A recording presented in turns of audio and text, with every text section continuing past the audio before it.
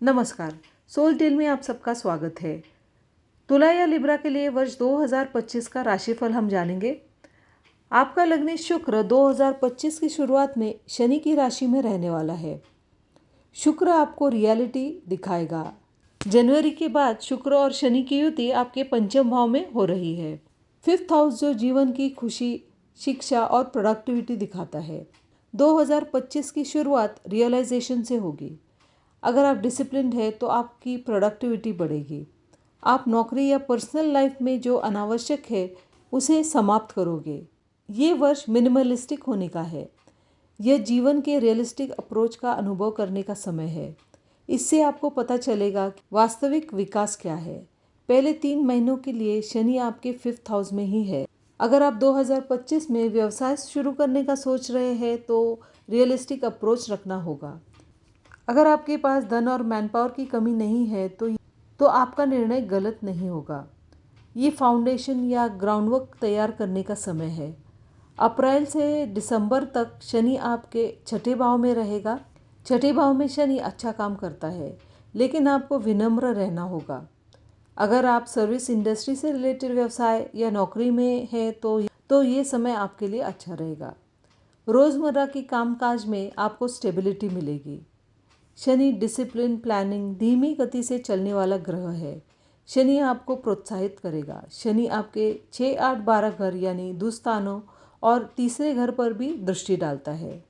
शनि आपके जीवन को सुंदर बना सकता है या इससे विपरीत परिस्थिति भी बना सकता है।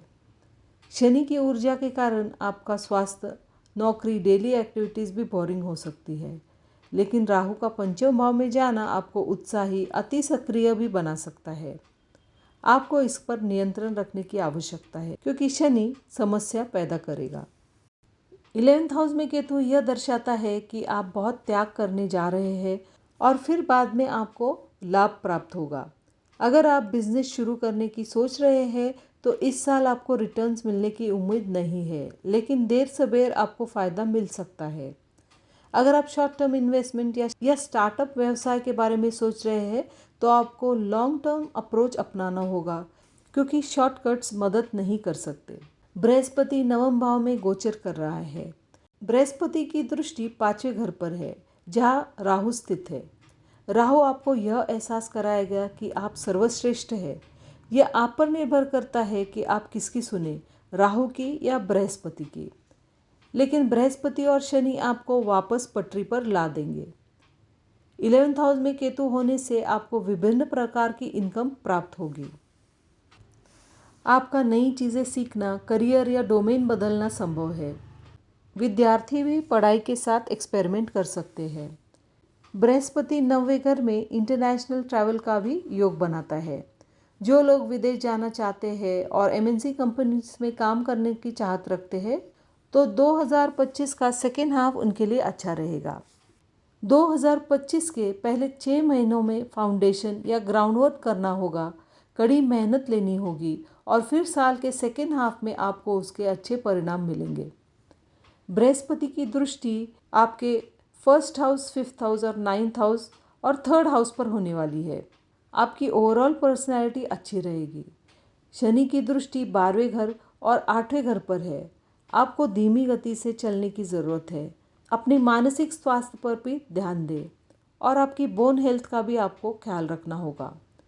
आपको योग प्राणायाम मदद कर सकती है। इस साल अगर आप जीवन साथी की तलाश कर रहे हैं तो रिश्ते और शादी के योग भी बन रहे हैं।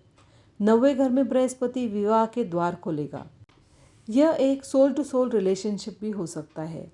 यदि आप किसी पवित्र स्थान पर किसी से मिल रहे हैं तो अवश्य आप शादी के बारे में सोच सकते हैं। यदि आपकी जन्म कुंडली में शनि और बृहस्पति पीड़ित है तो आपको ओम नमः शिवाय का जाप करने से मदद मिलेगी। धन्यवाद।